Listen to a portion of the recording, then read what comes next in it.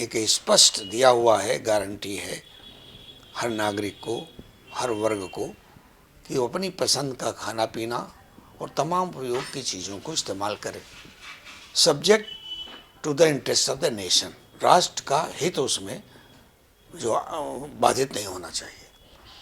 मैं नहीं समझता कि हलाल मीट या हलाल सामान के नाम से बेचने से या उसको प्रमाणित करने की कोई संस्था अगर कर रही तो उससे प्रदेश या देश की सरकार को कोई हानि हो सकती है।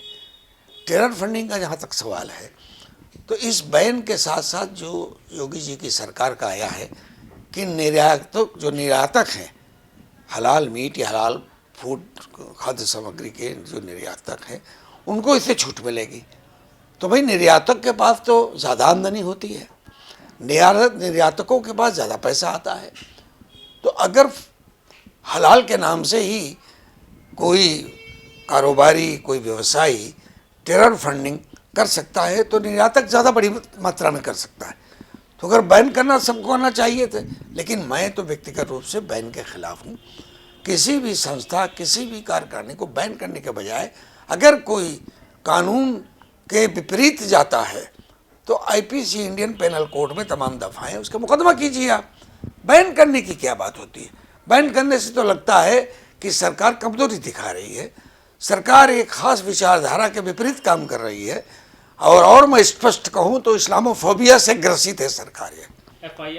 ये एक विचार करने योग्य विषय है क्योंकि ये एक दरबानता के अंतर्गत उठाया हुआ कदम है सरकार का, ये हम मानते हैं। देखना ये है कि हमारा AIMPL भी इस पर क्या निर्णय लेता है, हमारा लीगल जो पैनल है उस पर।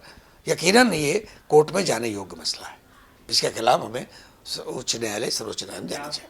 पहल करेंगे? हाँ जी, इस पर पहल करेंगे, बात करेंगे। एक स्पष्ट दिया हुआ है, गारंटी है हर नागरिक को, हर वर्ग को कि वो अपनी पसंद का खाना पीना और तमाम उपयोग की चीज़ों को इस्तेमाल करें, subject to the interest of the nation. राष्ट्र का हित उसमें जो बाधित नहीं होना चाहिए। मैं नहीं समझता कि हलाल मीट या हलाल सामान के नाम से बेचने से या उसको प्रमाणित करने की कोई संस्था अगर कर रही तो उससे प्रदेश या देश की सरकार को कोई हानि हो सकती है। टेरर फंडिंग का जहाँ तक सवाल है तो इस बैन के साथ साथ जो योगी जी की सरकार का आया है कि निर्यातक हैं हलाल मीट या हलाल फूड खाद्य सामग्री के जो निर्यातक हैं उनको इससे छूट मिलेगी। तो भाई निर्यातक के पास तो ज़्यादा आमदनी होती है, निर्यातकों के पास ज़्यादा पैसा आता है। तो अगर हलाल के नाम से ही कोई कारोबारी, कोई व्यवसायी टेरर फंडिंग कर सकता है तो निर्यातक ज़्यादा बड़ी मात्रा में कर सकता है।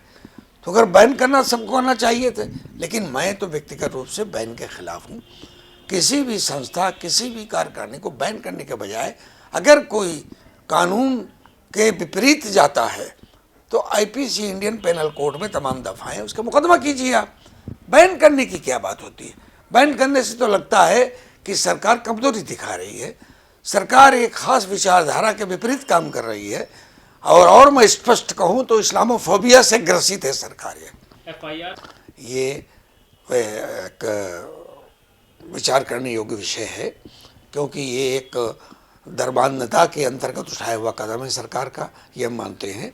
देखना ये है कि हमारा AIMPL भी इस पर क्या निर्णय लेता है, हमारा लीगल जो पैनल है उस पर। यकीनन ये कोर्ट में जाने योग्य मसला है, इसके खिलाफ हमें उच्च न्यायालय, सर्वोच्च न्यायालय देना चाहिए। पहल करेंगे? हाँ जी, इस पर पहल करेंगे, बात करेंगे।